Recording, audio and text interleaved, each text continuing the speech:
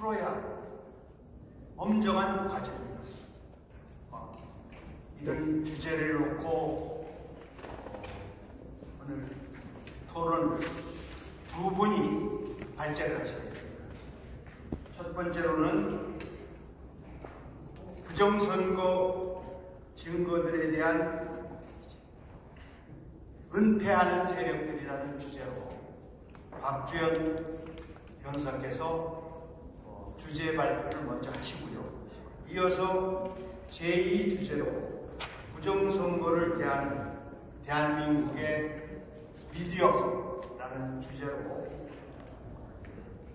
인세영 파이낸셜 투데이의 발행인께서 해주겠습니다.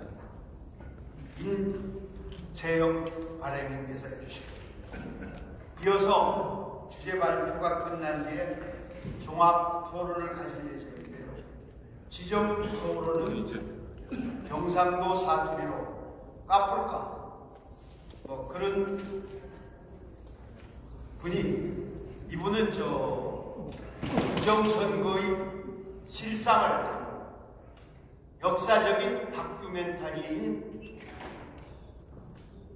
왜 더 카르텔을 제작한 감독이십니다. 그분이 이제 지정 토론을 나서주시고, 그리고 권우현 변호사도 함께 지정 토론에 나서주신 다음에 토론 주제와 발제를 다 들어보신 다음에 자유 토론을 하도록 합니다. 그럼 첫 번째 순서로 박주현 변호사께서 주제 발표를 해주시겠습니다. 모시겠습니다.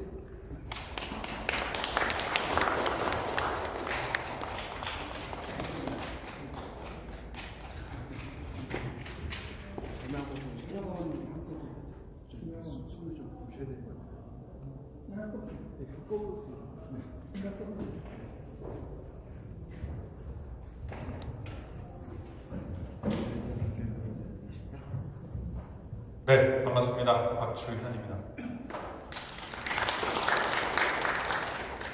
예, 오랜만에 이렇게 또 강단에 서 보는데요. 네. 사실 오늘 부정선거 관련해서 얘기할 거는 너무너무 많은데, 저는 이제 사실 여러분들이 되게 화도 나는 일들이 지금 최근 강서구청장 보궐선거에서도 있었지만, 또 다른 좀 긍정적인 신호들도 있습니다. 국정원의 완성도도 있었고 채용 비리도 터졌어요. 그리고 각종 선관위가 부정선거를 할 것이라는 국민적 여론도 이제 많이 올라온 것도 사실입니다. 그런 어떤 긍정적인 측면도 이제 고려를 해서 우리가 좀 사태를 조망해 볼 필요도 있다라는 생각을 먼저 밝히고요. 저는 사실 이제 안팎을 오가면서 이제 그 부정선거를 알렸습니다. 이게 왜냐하면 제가 안에서도 근무를 했던 공무원 출신이다 보니까 밖에서만 활동하는 것의 한계를 상당히 많이 절감을 했거든요.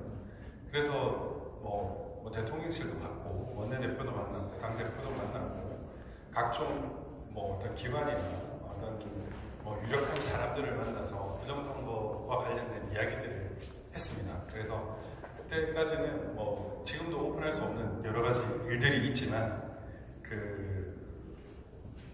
오늘은 그때 박주현이가 가서 뭘 했는가 이런 것들을 조금만 더 구체적으로 그 내용을 조금 정리를 해서 했는데 내용이 너무 많아서 빨리빨리 진행을 해야 될 것 같습니다. 네. 그래서 오늘은 간단하게 빨리빨리 진행을 하면서 여러분들과 소통을 하도록 하겠습니다. 예, 저는 박주현이고요. 이 부정선거, 이제 이번 강서구청장 3구 대선 부분을 가장 최근에 일어났던 것이기 때문에 6.1 지방선거도 엄청난 부정선거가 있었습니다. 여기는 살짝 빠졌지만 제가 지금 공직선거법 위반 사건을 하나 보고 있는데 그 개표 상황표를 보면서 엄청나게 많은 부정선거의 증거들, 그러니까 경기도지사 김동연을 만들기 위해서 어떤 일을 했는지를 제가 최근에 많이 알게 됐어요. 그러니까 이거는 그때 강용석 끝까지 갔다 이런 걸로 지금 많이 덮여 있지만 실상은 그게 아니라 이재명의 경기도지사를 김은혜한테 넘겨주면 이재명이 감옥 갈 확률이 훨씬 더 높아지기 때문에 이재명을 김동연을 당선시키려고 각종 엄청난 조작들을 한 것도 사실은 발견을 했었습니다. 그분은 지금 빠져있지만 강서구청장과 3구 대선 부분에 대해서 말씀드리겠습니다. 네, 저는 사실 제가 청와대 특별감찰관실에도 있었고 국회 부의장실에도 있었고 국세청에서도 근무를 했었는데 부정선거 관련된 얘기는 과거부터 들었었습니다. 근데 그때는 저 사람 또라이라고 생각을 했었어요. 국회 부의장실에 있을 때 특히나 부정선거 제보를 많이 들었었는데 한 분이 엄청나게 많은 자료를 가져오셨던 거예요. 제가 생각하기에는 그때 돌아가셨던 ROTC 출신 그분하고 정수경 변호사님 이렇게 모으신 자료를 가져왔는데 그때는 제가 그냥 보지도 않고 이상한 사람들이야 이렇게 덮었던 적이 있습니다. 근데 실제로 제가 이제 자유한국당 미디어 특위의 위원이었고 그때 민경 위원님도 그때 있었고 4.19 총선에서 민 의원님한테 제가 민 의원님 재선하면 민 의원님한테 방송 발성 파일 받아서 사투리 완벽하게 고치겠다라고 이렇게 줄을 제일 먼저 섰던 사람이었거든요. 근데 갑자기 민 의원님이 무조건 이길 줄 알았는데 떨어지면서 선거소송과 부정선거를 하나하나 살펴보기 시작을 했었습니다. 근데 제가 이걸 하나하나 살펴보다 보니까 처음에는 전산 조작으로만 생각을 했던 이 부정선거가 모든 선거 프로세스에서 다 일어난다는 걸 절감을 하면서 충격을 금치 못했고 사실은 그럼에도 불구하고 한 6개월 아니면 모든 이 선거 무효소송이나 이런 것들이 끝나고 실제로 다 밝혀질 거라고 생각을 했었는데 엄청난 거학의 카르텔이 있구나라는 것을 정말 절감을 하면서 이게 내가 이 판을 잘못 읽고 사실 전혀 모르고 들어왔구나라는 생각을 솔직히 하고 있습니다. 이거를 이기기 위해서는 정말 우리 외적 카르텔 이상의 시민단체나 또 안팎의 여러 정의 세력들, 심지어는 미국의 부정선거를 외치는 트럼프 대통령이나 그 선거 정의를 갈구하는 그런 사람들과 국제적인 교류까지도 해야 된다고 생각합니다. 저도 2020년에 사실은 미국 CIA 쪽과 연락을 하면서 한국의 부정선거를 통해서 미국이 부정선거를 밝힐 거라고 생각을 하고 1월 6일 되면 대한민국의 아예 부정선거가 밝혀진다고 생각을 했는데 그게 아니더라고요. 너무 이제 심플하게 생각했던 그 스스로를 반성하면서 안팎으로 우리도 힘을 기르지 않으면 이게 안 된다. 이 단순한 법률적인 문제가 아니라 정말 정치, 그것도 어마어마한 정치 게임이라는 생각도 솔직히 했습니다. 전쟁과 같은 그런 것도 생각을 하고 있습니다.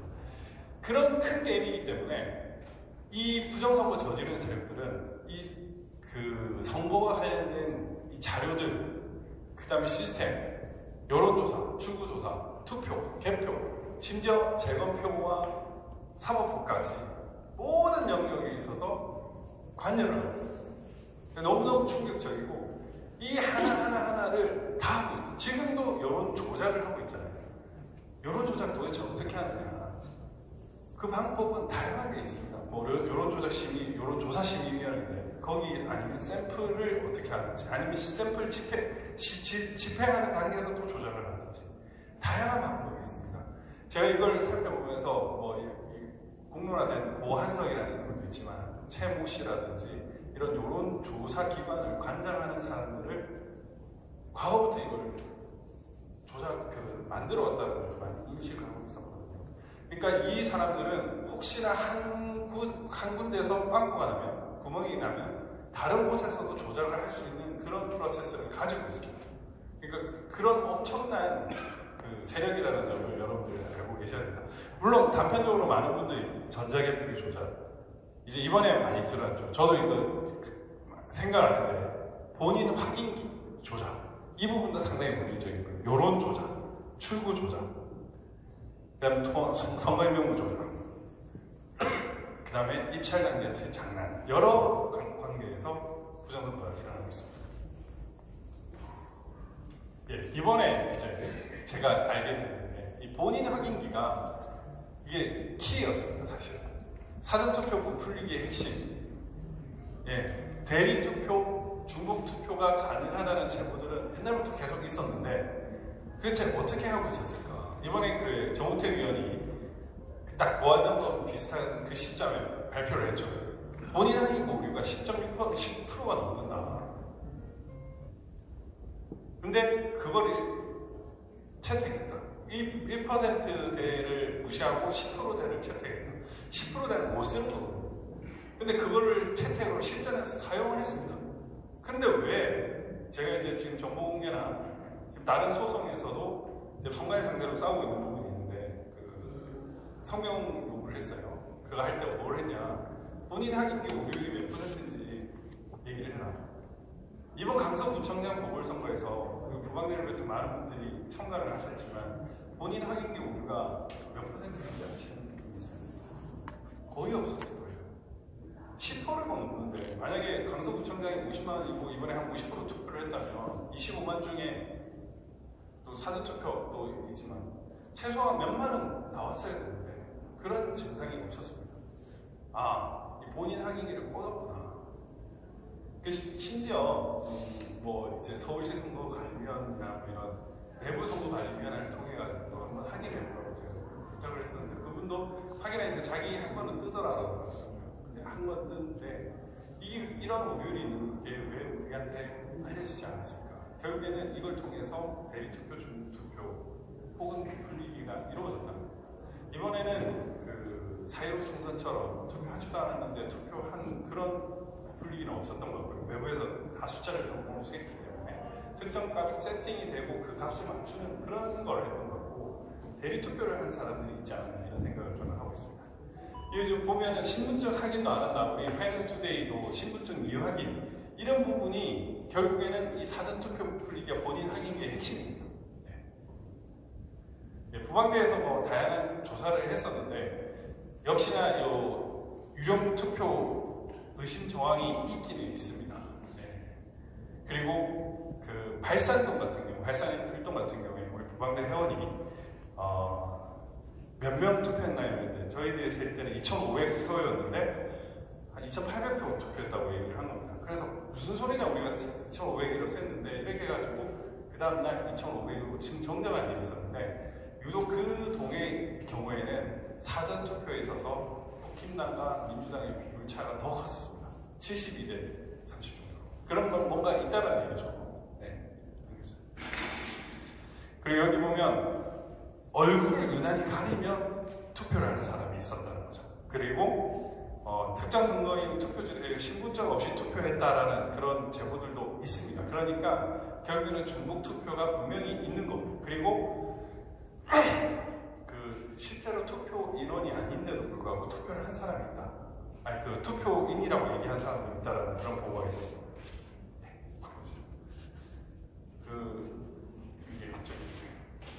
그리고 이 강서구청장의 이 핵심은 이런 행랑식 사전투표함이에요. 제가 보기에는 행랑식 사전투표함의 비밀이 있는 것 같은데 이건 뭐 손도 쑥 들어갑니다. 손도 쑥 들어가고 심지어 여기 보면 여기랑 요 부분이 보인도 안 돼 있어요. 왜 계속 이런 걸 쓸까? 이거 넘겨주세요. 제가 이거는 고소를 했는데 이 트럭에 그냥 한번 갔습니다. 넘겨주십시오. 켜지나요? 켜지나요? 왜 더 카르텔을 보시면 전 영상이 안 되는구나. 네, 그냥 넘겨주십시오. 네. 지금 보면은 48대 46 이게 실제로 제가 이제 보고 있을 때는 당일 투표는 우리 김태우 후보가 이기고 있다가 나중에 치더라고요. 저는 이제 이 대소의 법칙상 이렇게 사전투표와 당일투표에 극명한 차이가 나는 것은 있을 수가 없습니다. 특히 개별적으로 봤을 때 특정 동에서는 김태우 후보가 완전히 이기는데도 사전투표에서는 전부 진다는 것은 있을 수가 없는 일이에요. 없는 일이고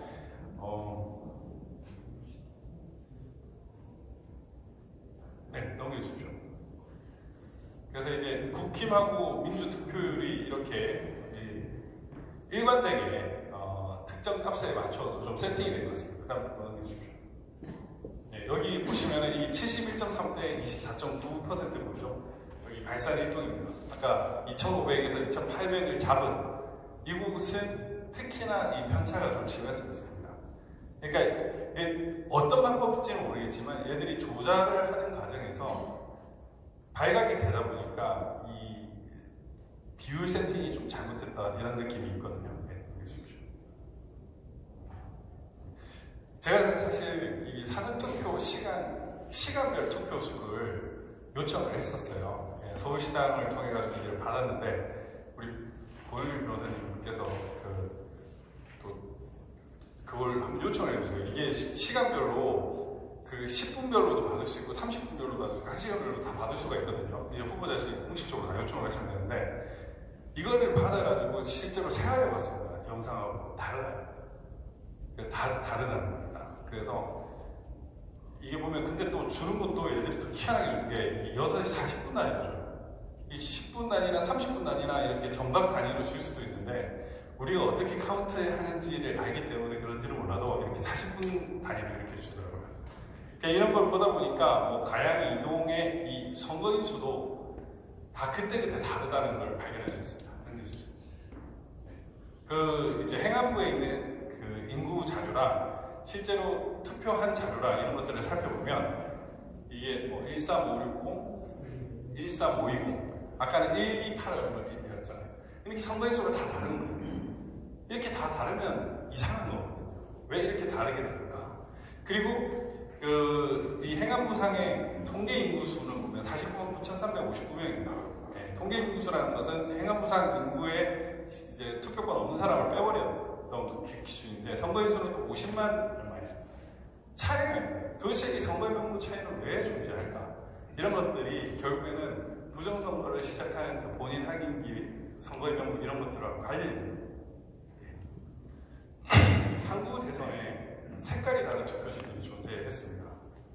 남동을 기사가 좀 많이 나오긴 했는데 이 남동을만 있었던 건 아니에요. 근데 이 색깔은 다를 수가 없어요. 색깔은 다를 수가 없는데 이런 미색종이 흰색이 아니라 미색이나 뭐 약간 노란색 같은 계열이 있었습니다. 선관위는 투표용지를 제작한 업체가 다르다라고 얘기했고 투표용지 색상의 차이가 정규 투표용지를 구하는 기준이 아니다 이런 거짓말을 했어요. 전부 다 그 허위공문서 작성 이런 걸로 다 고소를 고발을 해야 되는 사안입니다.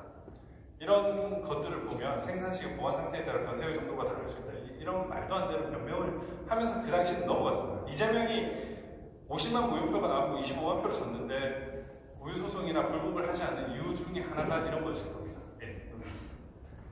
이거는 강릉에도 이런 일들이 있었고요. 또 넘겨주세요. 넘겨주십시오. 네, 여기는 이제 대전 쪽입니다. 개항하는 과정에서 4,128명의 투표수 4,129명으로 또 집계가 되고 그리고 이제 투표용지 3개 갈라서 개표 중지를 요청하는 상황이 있었는데 이건 또 대전입니다. 대전. 이런 전국 곳곳에 이런 일이 있었습니다. 제가 윤석열 대통령이 잘한 게 있다면 유일하게 안철수랑 단일화를 했던 거예요. 안철수를 단일화를 해서 사전투표지가 부족했답니다. 사전투표지 사태가 지켜야 되거든요.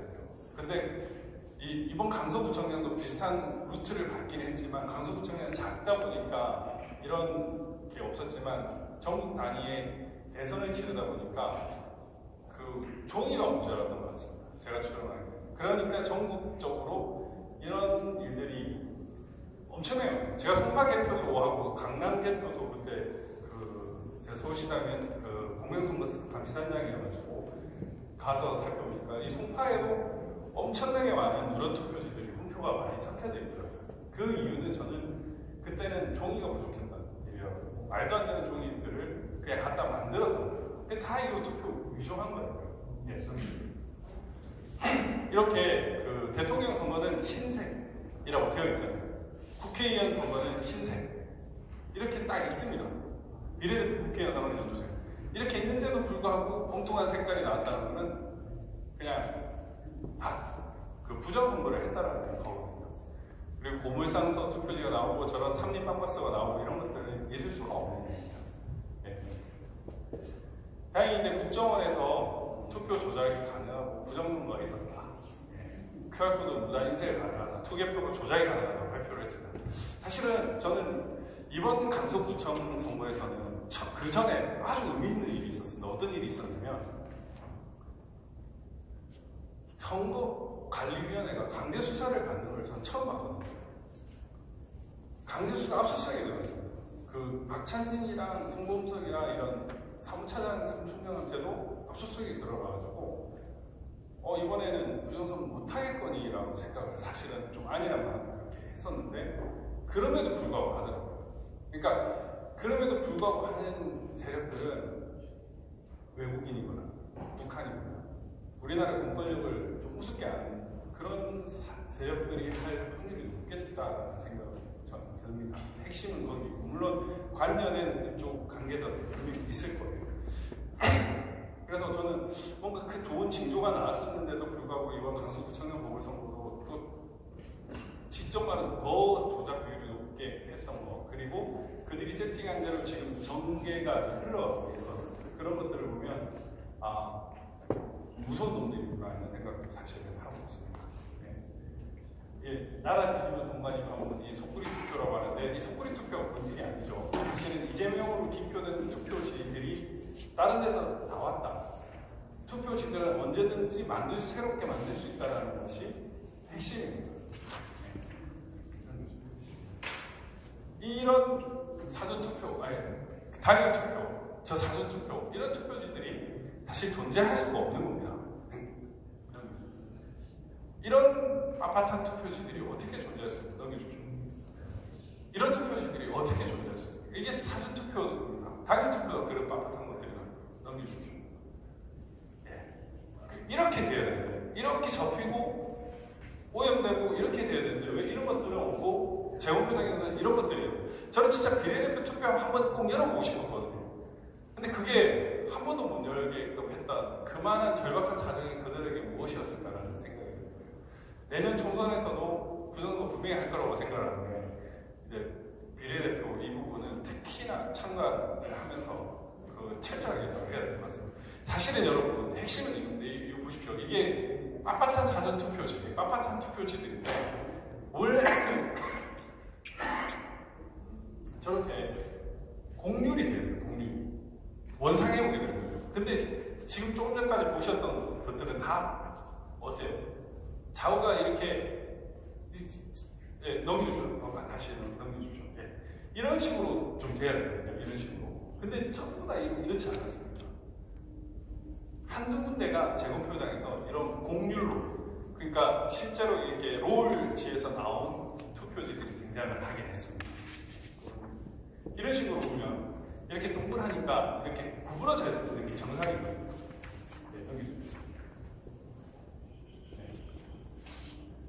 원상회복이라고 하는데 이 원상회복 되려면 이 롤지에서 나온 것들은 뭐냐면 이렇게 일자형이 아니라 이렇게 동그라니, 동그라니. 원상복원 기능 특수재질은 없습니다. 저런 식으로 이렇게 롤 지어서 넘겨주십시오.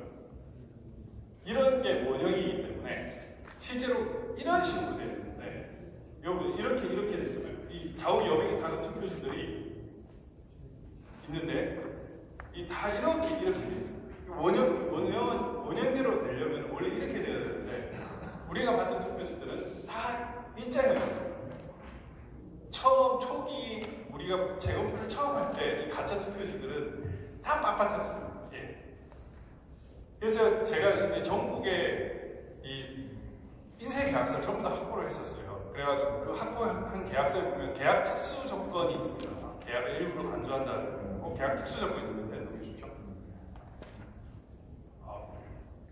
여기 보면 이게 노란 걸로 지금 지워졌는데 그런 빳빳한 원상 회복 기능 이런 게 없어요. 여기 이제 노란 부분이 뭐냐면은 뒷면이 안 보일 정도의 백상 지어야 한다. 이런 식으로 되어 있는 거예요. 그게 이제 계약의 조건이었지 원상 회복 종이는 아예 없는 겁니다. 그리고 이거는 또 중요한 부분인데 시간 내가 되게 중요한데 당일 투표도 조작을 합니다. 이 당일 투표도 조작을 하고 그때 우리 파이낸스 인생 기자님이 했는데 이 경북 지역도 있었고 송파 지역도 있었어요. 얘들은 사전 투표는 높이고 당일 투표는 줄여야 이기니까 당일 투표를 어떻게 하느냐? 좀 보십시오. 이게 6시 15분입니다. 6시 15분에 84.4%로 47만 7,736명이에요. 근데 5분이 지난 6시 20분에 오히려 줄어버렸어요. 79.1%, 44만 7,839표로 3만 표. 3만 표가 갑자기 없어집니다. 제가 이거 고발됐고 이랬는데 그게 없어요. 그러니까 경북도 마찬가지였어요. 제가 이런 장난을 칠까 싶어서 그때 이제 제가 구별을 시켜가지고 지켜보라고 얘기를 했었는데 그 친구가 보다가 바로 이렇게 보낸 거예요. 그래서 이게 심각하게 문제가 있는 거예요. 당일 투표도 이런 식으로 장난을 치는 거예요. 그래서 정말 모든 선거 프로세스에 부정선거를 할 수 있다. 이 설명이 안 되잖아요. 설명이 안 돼요. 제가 그 아까 송파 개표소에도 제가 송파 개표소 갔던 이유가 이것 때문에 이거 확인하려고 했거든요. 왜 이렇게 일이 있었냐. 3만 표 어디 갔냐 이러겠는데 답변을 못 하더라고요. 근데 이런 답변을 아무한테도 듣지 못했는데 지금 흐지부지 지나가고 있습니다. 이게 지금 대한민국의 현실입니다. 그 다음에 이제 전산 조작, 이런 조작, 선거의 명부의 문제인데 아주 잘 아시겠지만 인천 연수구 같은 경우는 1903년생이 있었습니다. 1903년생이 이제 최고령자였는데 1903년생이 이제 다나카 가네라고 일본 최고령자인데 이분도 이제 돌아가셨어요. 한 2년 전인가. 근데 우리나라 선거의 명부에 보면 이런 것들이 많은 거예요. 또 넘겨주죠. 네. 근데 이게 이제 파주울 같은 경우는 1823년생도 있습니다. 순조시대 인물 이렇게 얘기를 하는데 그게 더 중요한 게 아니에요. 200년 전에 인물이 있다는 게 더 중요한 것보다는 호적 정리를 잘못하고 그럴 수 있다 이렇게 변명을 하거든요. 근데 실제로 중요한 건 뭐냐면 이 선거의 명부의 기초가 되는 주민등록 통계 시스템상 인구수가 선거의 명부랑 안 맞다는 겁니다. 그러니까 인천 연수의 같은 경우에도 100세 이상을 살펴보니까 21명이에요. 근데 30명이 통합선거의 명부에 있는 거예요. 이런 게 있을 수가 없는 일이거든요. 그러니까 이런 식으로 장난을 친다는 겁니다. 파주도 마찬가지죠. 이렇게 1823년생이 있다는 것도 문제지만 이렇게 행정안전부 인구 통계와 통합선거명부의 인구가 다르다. 이게 핵심인데 저희 솔직히 여러분들 이상민 장관님한테 연락이 닿는 부분 저도 닿지만 이런 얘기를 하셔야 돼요. 선거의 명부나 주민등록 시스템을 한번 살펴봐야 된다. 그래서 여러분들이 아는 정치인들한테 왜 그 카르텔 이거 꼭 보시라. 저희가 주면서 이런 것들을 얘기해야 돼요. 넘겨 주십시오. 강서구청장도 마찬가지였죠. 넘겨 주십시오. 영등포구도 마찬가지였습니다. 그리고 사전투표 부풀리기가 있었죠. 부천 신중동. 전국적으로 봤을 때 이게 15초 내에 투표를 했던 그 투표소가 179개였습니다. 179개. 말이 안 되는 거예요. 투표지를 발급하는 과정도 15초가 넘습니다. 지역구 비례대표 출력만 하는데도. 근데 그 당일 투표지는 이미 인쇄가 되어가지고 교부만 하기 때문에 훨씬 더 단축이 돼야 되는데 또 15초 미만 이것도 좀 비정상적이긴 해요. 24개소가 있었다면 관내 사전투표는 179개가 아닙니다. 이런 건 있을 수가 없는 거예요. 그리고 이 부천시 신중동은 18,210명이고 관내 사전투표까지 합치면 의사비에서 줄 선 사람들은 관내 사전투표 갔잖아요. 합치면은 24,344명. 그런 사람 투표하려면 3점 몇 초가 돼야 돼요. 근데 이런 식으로 투표를 합니다. 서른이 그 지역인데 이런 식으로 투표를 하고 투표하면 하나밖에 없었어요. 근데 그 이전에서는 12,000명이 좀 넘는데 논산 영무비 1등이었거든요. 이런 식으로 투표를 해야 12,000명이 넘었던 거예요. 투표함도 여러 개 있고. 근데 이거는 투표함이 하나밖에 없었던 거예요. 여러 개 있고 저렇게 떼거지를 했는데 12,000원. 요거는 이런 식으로 해가지고 줄을 서가지고 그 부천시청 앞 정도까지밖에 없었는데 24,000원. 말이 안 되는 거고. 네. 논산 연구원은 12,383명. 그때 저한테 제보 주신 분이 이런 식으로 했어요. 하루 종일 알바에서 실세 투표하는 거 봤는데 나눠준 게 3,500명 정도였습니다. 하루에. 그러니까 한 8,000명이 이렇게 나눠줬다라고 했는데 실질적으로 그렇지 않았다는 거죠. 네. 이런 사전투표 보정값 그리고 이제 이낙연이나 이런 민주당 그 실세들의 얼굴 표정 이런 사람들은 아는 거죠. 양정철의 무섭다. 그 웨더 카르텔에서 막 말하는 걸 많이 보여줬는데 유시민이 180석이에요.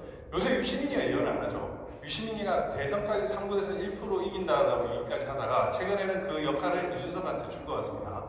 유준석이가 이제 강서구청장 18%, 17% 얘기를 했고 최근에 이제 100석 얘기를 했습니다. 국민이 100석도 못 얻는다. 민주당 200석이다. 이렇게 얘기를 했죠.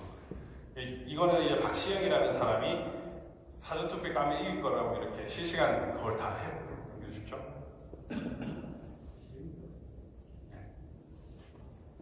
그리고 이거는 이제 이런 개표 그 입찰과 관련해서 이런 식으로 말도 안 되는 입찰, 투찰률 자랑하는 거. 그 다음 화웨이가 연관되어 있고 양정철이가 이렇게 중국 당교랑 이렇게 했다는 거. 이런 것들. 그리고 이 과정에는 그 전에 딱 어떤 기사가 나냐면 서훈을 만났습니다. 양정철이. 그 팔로우 더 파티의 주인공 그 중국 당교를 만나는 과정에서 결국에는 국정원의 협조가 당연히 있어야 되겠죠. 국정원 협조가. 영원 근당주. 이게 이제 이 거대한 부정선거의 어떤 핵이라고 볼 수 있습니다. 출구조사는 마찬가지입니다. 이번에도 똑같았습니다. 강서구청장 보궐선거에서는 출구조사가 없었습니다. 아예 예측조사라는 걸 했어요. 그러니까 얘들도 아는 거예요. 출구조사 해봤자 소용없다. 그래서 예측조사로 해서 그 진교훈이 이길 거라고 예측을 했습니다. 근데 실질적으로 이게 기본적으로 표본이 동일한 집단인데 출구조사를 하면은 이런 결과가 나올 수가 없거든요. 말이 안 됩니다. 같은 집단의 사람들, 그럼 여론조사를 왜 합니까? 사전투표와 당일투표의 그 괴리가 이렇게 클 수가 없어요. 네, 넘겨주십시오. 저도 이거 고발을 했는데 역시나 수사를 그때는 못했습니다. 다시 고발을 또 했었습니다. 예. 넘겨주십시오. 4.15 때도 124대 123으로 미통당이 오히려 당일투표에서는 이겼는데 사전에서 그냥 완전히 그 조작된 것 때문에 완전히 완패를 해버렸죠. 사실은 그 당시 조작이 없었으면 황교안 대표가 종로 이기고 대선 후보가 됐을 수도 있을 것 같은데 아무튼 이런 일이 있었습니다. 네. 그 실제로 진교훈, 김태우가 당일투표에서는 비슷했습니다. 그러면은 이 여론조사 꽃이나 뭐였죠? 리서치 뷰나 이런 데서 이런 예측 조사로 나올 수가 없습니다. 근데 도대체 이들은 왜 이런 예측 조사를 하는 걸까? 그러니까 이 민주연구원이나 이런 데서 결국에는 그 빅데이터나 그 최모 씨를 비롯한 여론조사 기관들을 관장하는 그 무리들을 계속 장난을 쳐가지고 작업을 할 수 있다는 거예요. 이번 강서구청장 보궐선거에서도 제가 이거 왜 그 국민의힘 가만히 있냐 이랬더니 뭐라고 하냐면은 여론조사 돌려봤더니 17% 진다더라. 그렇게 나왔다. 이렇게 얘기를 하는 거예요. 그리고 이제 또 모르는 어떤 분들이 하도 여론조사를 못했는데 자기들 나름대로 여론조사를 돌려봤는데 또 지는 걸로 나와가지고 그런가 보다 라고 했다는 거예요. 그렇지가 않습니다. 여론조사 기관을 어떤 식으로든 자기들이 원하는 대로 조작하는 그 기능을 계속 하고 있기 때문에 이렇게 되는 거예요. 얘들은 그런 식으로 용이 주도하는 겁니다. 넘겨주시죠. 가짜 투표지. 아까 많이 보셨지만, 이게 이제 처음으로 그 증거 보존 절차를 진행하면서 열었던 겁니다. 그때 구리였는데, 그 홍은수, 그때 의정부지법 부장판사님 딱 성향을 보니까 말을 들려줄 거 같은데, 투표지 한번 보죠. 이랬더니, 봤는데, 와, 뜨악 했었어요. 완전히 이런 투표지들이 나왔고, 더욱더 신기했던 거는 비례대표 투표와 지역구 투표함을 열었는데 비례대표 투표지들이 쫙 나오는 거예요.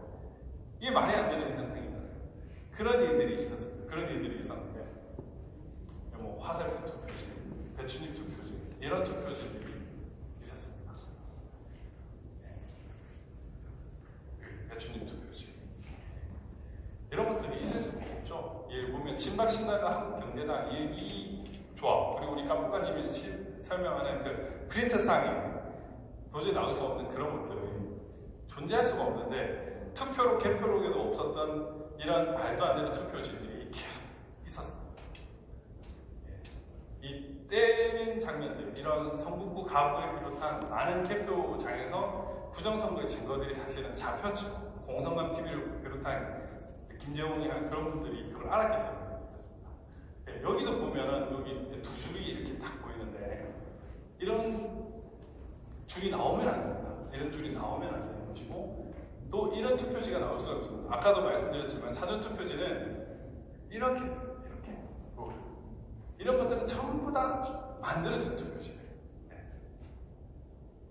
그리고 이렇게 인쇄샷 당일 투표지는 제가 서울특별시 선거관리위원 할 때 당일 투표지 이거를 만드는 과정에 새벽, 밤, 낮 그냥 불시에 들어갔어요. 불시에 가가지고 확인을 하고 그 어떤 식으로 하는지, 어떤 식으로 분류를 하는지, 어떤 식으로 폐기를 하는지 이런 걸 다 봤어요. 그냥 무번호지도 있지만 이런 투표지들을 안 나오게 하려고 다 정밀하게 하고 이런 건 전부 다 폐기 처분을 해야 되는 거죠.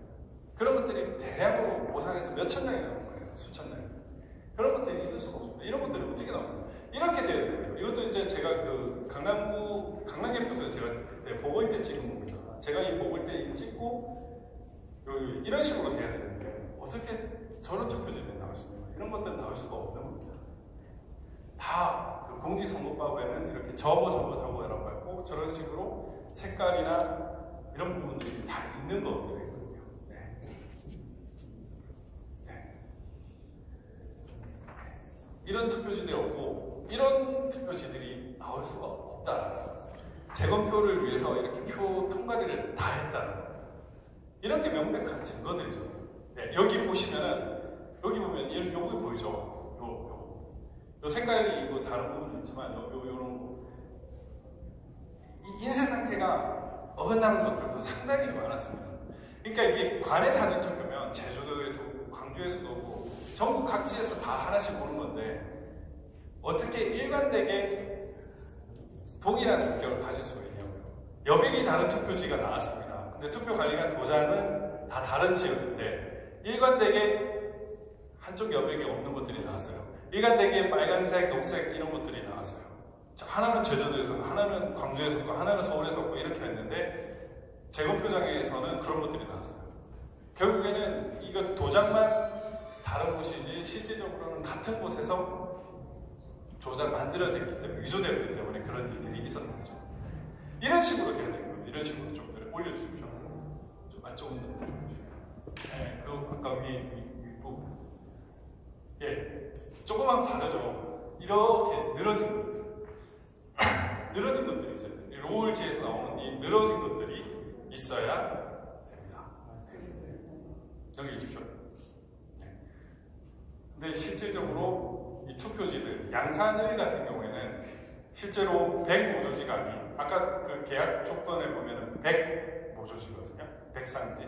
근데 이런 150 모조지를 써가지고 더 두껍고 굵게 나오는 겁니다. 네. 넘겨주십시오. 네. 어떻게 이런 것들이 나올 수가 있습니까? 투표지에. 네, 넘겨주십시오. 네. 또 저런 식으로 유리테이프가 있다든지 이바리가 있다든지 네, 또 넘겨주십시오. 네, 기표인도 다른 두꺼운 것들을 쓰고 있습니다. 네, 넘겨주십시오. 이렇게 여백이 다른 투표지들이 나오는 거 이런 뭐 안 된다는 거를 웨더 카르텔에서 많이 보여줬죠. 네. 이거 그리고 당일 투표도 역시나 이런 식으로 조작이 된다는 거예요. 이게 일장기 투표지인데 이런 일장기가 특정 투표소에서 반 이상이 나왔다는 거죠. 이 반 이상이 되려면은 하루 종일 12시간 중에 6시간 이상이 이런 투표지가 나왔다는 얘기인데 그거를 몰랐다는 건 말이 되지 않습니까? 넘겨주시죠. 이런 투표로 개표록에도 이런 것들이 없었다는 거예요. 그리고 이런 그 종이 테이프 투표지들이 어떻게 나올 수가 있습니까? 넘겨주시죠. 이 유리 테이프가 되어 있는 것들은 어떻게 나올 수가 있습니까? 이렇게 또 좌우가 이렇게 잘린 투표지예요. 말이 안 되는 것들이죠. 이 기표인이 이런 식으로 되는 거죠. 이것도 이상한 거죠. 그리고 이 잔여 투표용지에 보면 이런 식으로 안 적혀 있어요. 안 적혀 있어요. 이런 것들이 상당히 많이 있습니다. 결국에는 당일 투표도 이 잔여 투표용지 가지고 장난을 친다는 얘기예요. 그 다음에 저런 것들 넘겨주십시오. 예. 중국이 이렇게 투표를 합니다. 중국이 다 저도 이제 이거를 알고 되게 소름이 돋았었는데 참 이게 슬픈 일이죠. 그 다음에 관외사전투표. 지금 중요한 게 뭐냐면 저도 지금 되게 고민인데 내년 총선을 대비하기 위해서 제 신기한 우편투표입니다.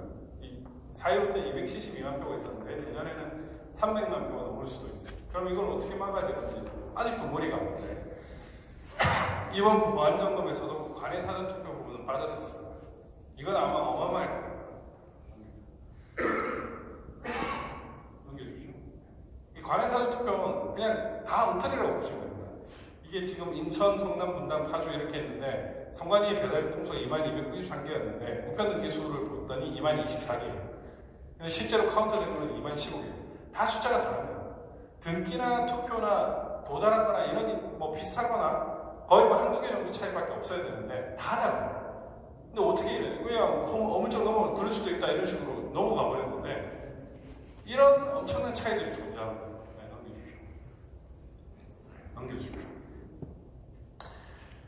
이 뭐 배송 경로나 저는 또 4월 12일입니다. 4월 10일, 10일인데 저는 또 4월 12일자리가 있어요. 또 넘겨주십시오. 네. 이게 또 살펴보다 보니까 신기한 것들이 있는데 이제 처음에는 한 110만 개가 제 조작했다고 했다가 150만 개 이상이라고 말씀을 드리는 이유가 되는 겁니다.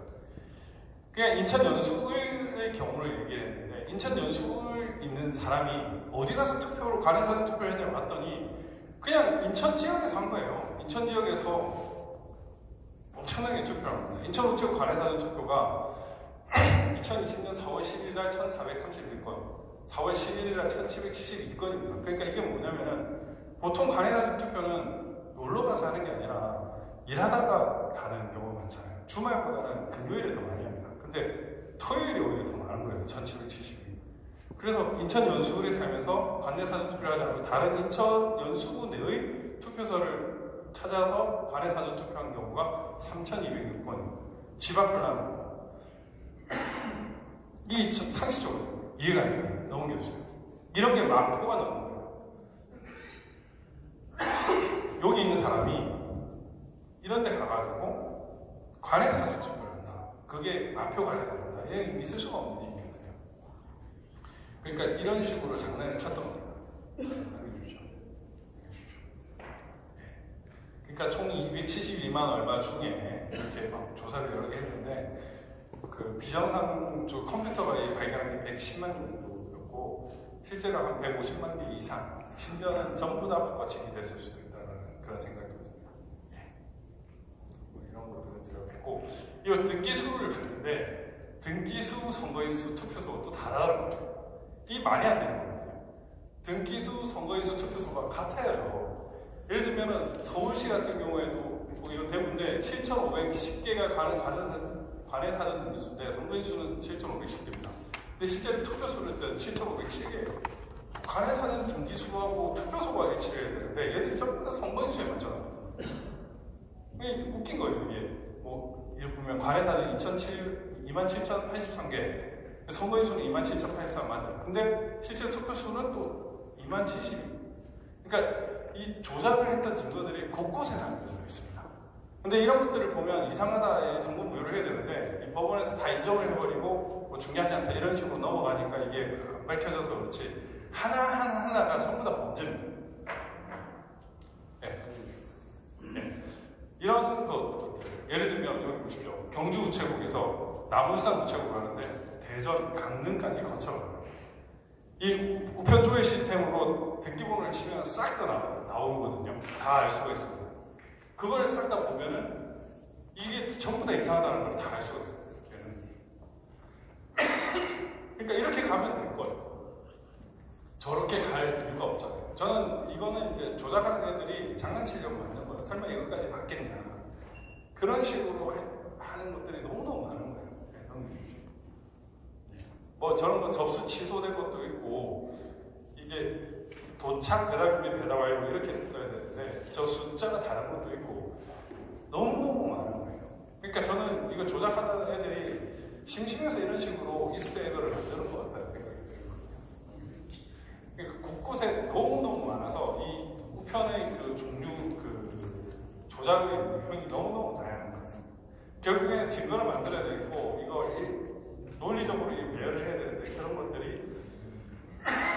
상당히 조잡하게 되어 있었다. 근데 그 이후에는 조금 더 정교하게 만들었어요. 왜냐하면 우리가 이것까지 본다는 걸 알아버려가지고 그걸 넘겼습니다. 넘겨주십시오. 네. 이들은 법원 보관 투표지도 바꿉니다. 이게 영등포울 남부지법에서 발견한 건데요. 여기 보시면은 여기 도장이 있고 이게 다르죠. 저거는 이제 박용찬 위원장의 찍은 도장 위치랑 그 위치랑 너무 달라가지고 그때 조재현 대법관이었는데 이거 다르다. 근데 바꿔치기를 했단 말이에요. 왜냐면 양산일 때는 무기 찍자, 그 다음에 뭐 루페랑 해보자 이렇게 얘기를 했을 때 그때는 거부를 했었어요. 근데 영등포울에는 오케이를 했어요. 그 이유가 이게 아닌가 싶습니다. 이 봉인지가 무용하다는 건데 이 동영상인데 뭐 잘 알고 계시니까 이 봉인지가 떼면은 이 보이드 표시가 나오고 잔류가 되는 거거든요. 이 엉터리 봉인지는 일단 잔류가 안 됩니다. 비잔류성이에요. 표시가 안 되고 그 다음에 또 이거 위에서 이렇게 뜨면은 표시도 안 나와요. 참 문제입니다. 이게 이제 비례대표 투표지, 지역구 투표지라고 열었는데 비례대표 투표지들이 나와가지고 너무 웃겼던 그 일이 있었습니다. 남정주였나 그 구리였나 그랬는데 제가 이때 이걸 보면서 야 그러면 재검표하면 우리가 지역구 보존했다고 다 보존을 했는데 비례대표 투표지도 툭 튀어나올 거고 없어진 것들도 있겠구나 이런 생각이 했는데 그런 것들도 없었어요. 그러니까 얘들이 뭐 법원에서 손을 본 것 같습니다. 파주 같은 경우에는 아주 의미 있는 거죠. 지금도 수사 중이긴 하지만 얼마 전에 담당 수사관이 막 이러면서 대법원 판결 이거 기각해서 그러지 말고 지금 국정원 원형 나오고 막 이래가지고 이거 제대로 살펴라 이거 설명이 안 되지 않냐 이렇게 얘기를 했는데 얘들이 이랬어요. 20장의 투표용지 선거인에게 그 도장이 없는 이게 교부되었다. 1년 만에 한 건이 절취하지 못했다. 이랬는데 그동안은 투표로 개표록에 없는 것들이 나왔습니다. 배추잎 투표지, 뭐 화살표 투표지, 뭐 말도 안 되는 이런 이상 투표지들이 투표로 개표록에는 없었어요. 그런데 나왔었습니다. 근데 여기는 투표로 개표록에 있는 이상 투표지가 재검표장에는 안 나온 거예요. 즉 투표지를 모두 바꿔쳤다는 명확한 증거가 되는 거죠. 뭐 누군가라면은 KBS 사장이 이제 이번에 인사청문회 끝나고 보도본부장 바뀌면서 KBS에서 부동선거 이거를 파주를 중심으로 해줄 거라고 얘기를 들었는데 아직도 안 되고 있어가지고 그 말이 좀 아닌 것 같다는 생각이 들었어요. 그런데 어쨌든 이거는 아주 중요한 의미가 있다. 이건 설명을 못하고 있거든요. 실제로 파주 선거 무효소송 기각 판결문에도 아예 그냥 노코멘트를 해버렸어요. 판결문에 아예 내용 자체가 빠져있어요. 이 자체가 설명이 없는 거예요. 그리고 이 스카이데일리 허경 기자님이 이 선관위가 차에 투표용지를 빼돌린다는 녹취를 또 확보를 했죠. 이런 것들이 있고 이제 특수절도죄라고 제가 또 고발을 했었는데 이런 것들이 뭐 명확한 증거라고 볼 것입니다. 네, 전자개표이고 이건 너무 명백한데 네, 너무 우리 까뿌가스님이 발견한 거죠. 중앙선관위 선거 과정이 2002년 노무현과 이해창의 대선 때 전자개표기를 돌린다라고 했습니다. 그리고 이 전자개표기가 어떻게 실시간으로 초고속 정보통신망을 통해서 선관위 중앙 서버로 들어간다라고 해가지고 이미 전자개표기를 통과하자마자 투표지가 바로 시청자들에게 전해진다. 이걸 이미 자백을 했습니다. 근데 어느 순간부터 이거를 투표지 분류기로 바꾸더니 지금까지 계속 고수를 하고 있고 지금은 뭐 연동도 안 된다고 거짓말을 치고 있는데 이번에 연동이 된다는 것도 밝혀졌고 그리고 4.15 선거 때 부산시 남구 같은 경우에는 개표 상황표가 나오기도 전에 언론에서 이미 특정 동에 몇 표가 나왔다고 발표를 해버린 적이 있습니다. 이미 세팅값이 나왔다는 거죠. 화성시 봉담 같은 경우에는 봉담 1, 2투표, 사전투표 수가 0이네요. 있을 수가 없는 일이죠. 그거는 무엇이냐? 이제 3월 10일 정도에 선관위 그 계리민들이 있었습니다. 선거구 획정이 있었는데 그 획정 전에 값으로 옛 값이 다 보내집니다. 그러다 보니까 봉담 같은 경우에는 0표가 나옵니다. 답변을 보니까 무슨 관내 사전투표로 분류를 해서 그게 0표가 됐다 이런 정말 멍멍이 소리를 하고 있는데 그런 거짓말을 대놓고 지금 그 선관위가 국회 설명자료로 다 그 허위 문서를 써가지고 냈습니다. 이 지금 전자개표기가 각국의 이런 유혈 사태나 대통령 사임으로 이루어진 것을 이미 역사적으로 세계적으로 증명이 되고 있고요. 그 다음에 유재환 사장이 과루 정보기술에서 노무현 때 전자개표가 조작이다 이미 고백을 한 바가 있습니다. 그러니까 이거는 뭐 너무 명백한데 우리나라만 지금 아니라고 하는데 이게 언론 때문인지 보이지 않는 어떤 또 다른 힘 때문인지 지금 덮여있고 있습니다. 김방희 기자님이 이런 식으로 이제 전자개표기 그 부여 청량 공주 사례를 얘기하면서 일본과 이번 투표 결과가 바뀌었다. 1810표를 1680표로 인식했다. 전주에서는 덕진구에서는 1674명인데 실제 투표자는 4684명으로 10표가 더 나왔다. 이런 것들이 다 증거로 다 나왔습니다. 실제로 양천국이 그 파이낸스 투데이에서 이렇게 잘 보도를 했는데 이렇게 1000일이고 이게 카운트가 이렇게 조금씩 올라감에도 불구하고 계속 분명히 송영택인데 계속 1001표로 고정된 것들이 이미 증거가 나와 있어요. 전자개표가 조작됐다는 증거가. 고발을 했습니다. 고발을 했는데 그때는 어떻게 했냐? 제가 그때 10몇 건, 17건에 한 20건 넘게 고발을 했었습니다. 그때는 그냥 인천은 그냥 아예 덮어버렸고 그 남부나 이런 데 있는 거를 다 중앙으로 고발 조사도 안 하고 그냥 다 기각 처리를 했어요.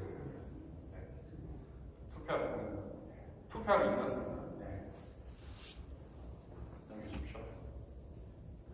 요것도 보면 이 봉인지 막 아무짝에 소리를 없고 저걸 살짝 떼고 저 구멍빵 하면은 쪽이 열립니다.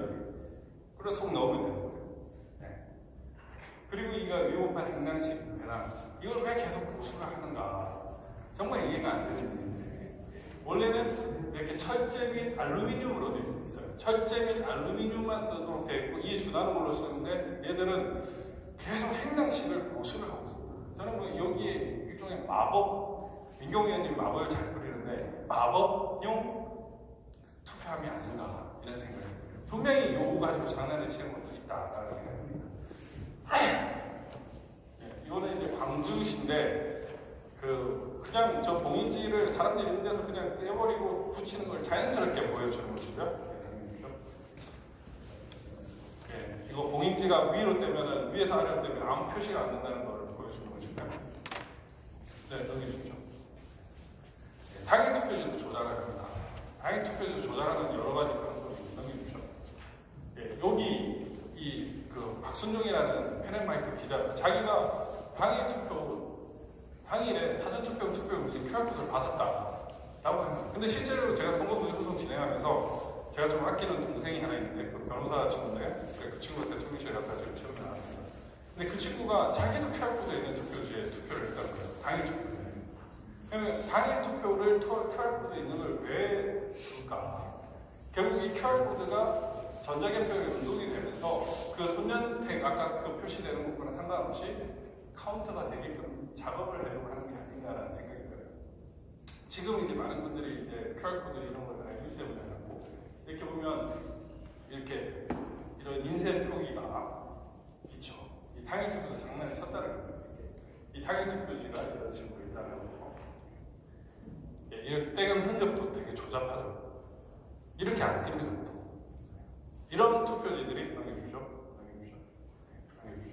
이게 빳빳한 당일 투표지들이죠. 이거는 이제 그 일장기 투표지들입니다. 이런 것들이 나올 수가 없는 거죠. 여기 법정 증언인데 법정 증언이 아니라 이거는 우리 시민이 전화를 해서 투표 관리는 일장기 투표지를 본 기억이 없다 이런 식으로 이야기를 했단 말이죠. 예. 그분은 자기는 일장기 투표지를 본 기억이 없다.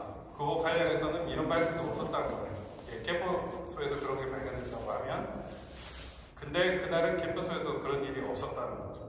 이런 식으로 다 했습니다. 그래서 이거를 저희가 증언 녹취록 자료를 제출했고, 이걸 제출하다 보니까 이제 법정 증언을 바꿀 수가 없었던 거예요. 그래서 법정 증거에서도 그 증언에서도 사전투표 그 투표원은 투표 사무원은 그런 일이 없었다라고 얘기를 했죠. 그럼에도 불구하고 그건 기각이 됐습니다.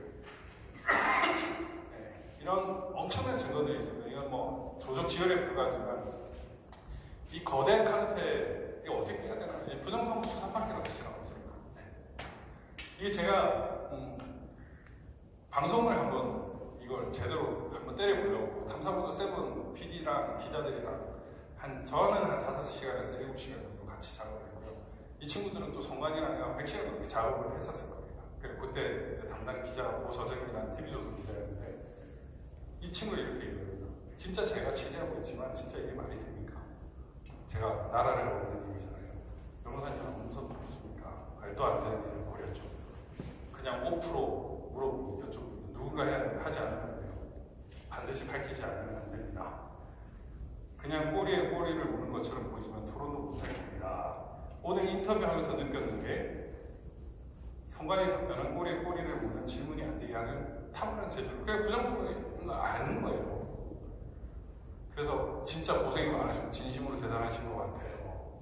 네, 그냥 들어도 납득 안 되는 변명입니다. 언론에 덮으면 안 됩니다. 덮을 수 없는 시간이 다가오고 있지 않습니까? 그러니까요. 이렇게 제가 이렇게 답변을 했는데 넘기십시오. 중단이 되었습니다. 기자님 요즘 부정선거 중단하십니다. 일단 보류입니다. 이렇게 됩니다. 제가 이제 그 우편투표 증거들을 해가지고 그 최부식 기자님 통해가지고 기자님 인터뷰 한 번 더 합시다. 더 명백한 증거가 나왔습니다. 라고 얘기를 했었습니다. 더 명백한 증거가 나왔습니다. 근데 그때 청와대 그 문재인이가 압박을 해서 조선일보를 못한다. 아 그때 괜히 그래가지고 연락 후사리 먹었다. 이런 발언을 하는 거예요. 그러니까 많이 알리고 싶었는데 어떻게 이렇게 덮는 세력들이 있습니까? 다행스럽게 한번 다시 한번 위로 다행스럽게도 상구 대선은 방송을 해줬어요. 속구리 투표. 예. 그때 저 나와가지고 이렇게 설명을 해가지고 이게 좀 이슈화가 됐었는데, 근데 되게 신기한 거는 이런 파편적으로는 이미 나올 건 싹 다 나왔거든요. 언론도 압니다. 근데 제가 또 이 말씀까지 드려야 될지 모르겠는데 저한테 이런 말을 하더라고요.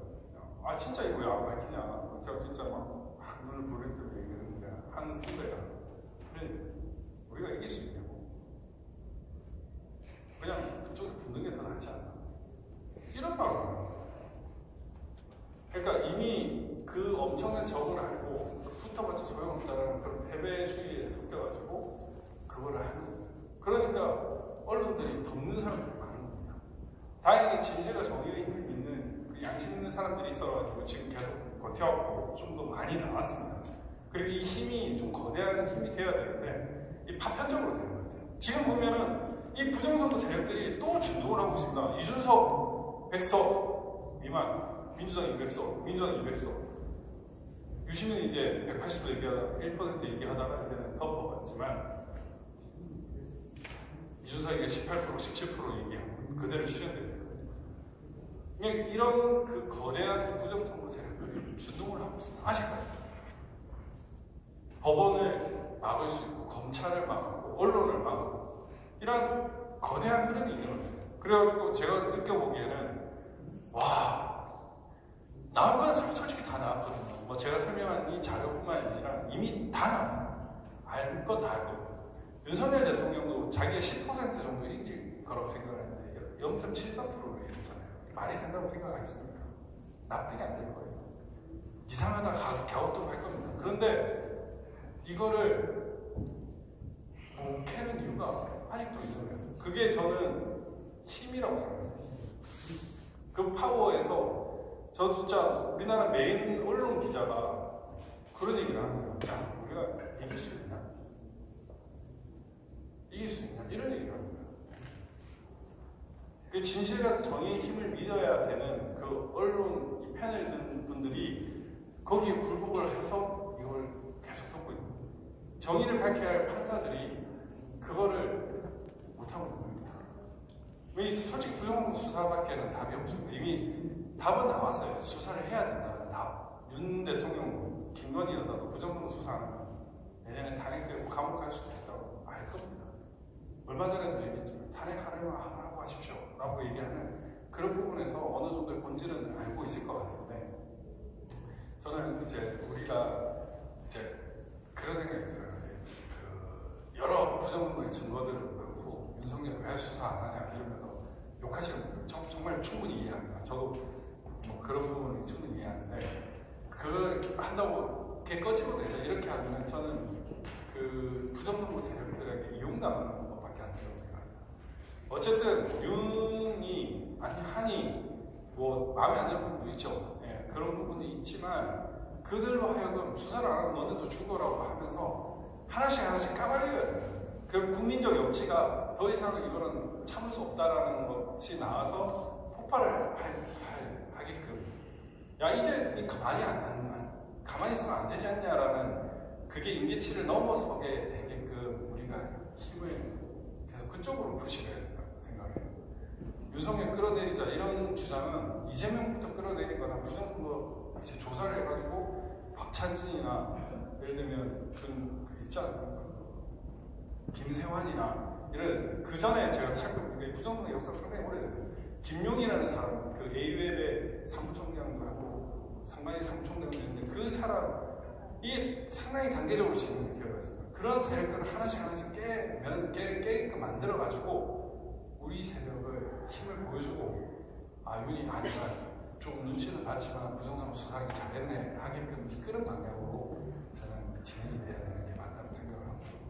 그렇게 해야 이길 것 같습니다. 지금 이 다음에 제가 썼던 거는 뭐냐면은, 지금 어쨌든 지금 가짜 국회의원들이 있는 상황에서 법이 개정되지는 않을 겁니다. 불가능할 거예요. 그러면은 이 법이 개정되지 않는 상황에서 할 수 있는 것들이 뭐가 있느냐, 이거를 지금 윤석열 정부에서 고민을 하고 있습니다. 그거를 제가 말씀을 드릴게요. 뭐 공식적으로 말씀은 안 드리지만 모든 걸 말씀드릴 수 없지만 그거를 일단 하고, 또 부정선거 수사를 우리가 반드시 하게끔 만들고, 그렇게 해서 이 엄청난 이 주권 유린한 이것들을 다 엎어야 된다고 생각합니다. 그리해야 저는 이 대한민국이 바로 설 거라고 생각을 하고, 그동안 이런 훌륭한 많은 분들이 계셨기 때문에 저는 자유대한민국이 그래도 꿋꿋하게 이렇게 살았고, 이재명이 대통령이 되는 그런 그 비교도 많았다고 생각을 하거든요. 근데 그 비교를 빨리 종지부 찍고 부정선거 세력들을 섬멸하고, 다시금 이제 어르신들이나 이렇게 대한민국에서 싸웠던 분들이 이제 유공자도 되시고 또 손자나 조카는 자녀들과 행복한 시간을 보내면서 거리에서 시간 보내는 그런 순간이 빨리 왔으면 좋겠습니다. 너무나 고생 많이 해주셔서 감사하고, 조금 남았다고 생각을 하거든요. 내년 40 총선 반드시 이겨야 될 것이고, 이 순간 이 조금 남은 거를 우리가 원하는 방향으로 틀어가지고 이기면 충분히 이길 수 있다고 생각합니다. 아무튼 감사합니다. 네.